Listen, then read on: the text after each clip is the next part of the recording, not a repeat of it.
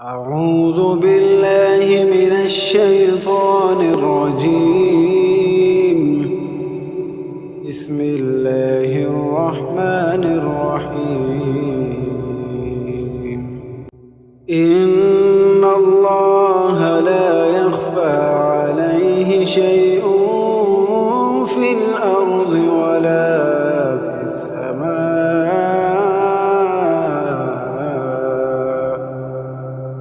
والذي يصوركم في الأرحام كيف يشاء. لا إله إلا هو العزيز الحكيم. هو الذي أنزل عليك الكتاب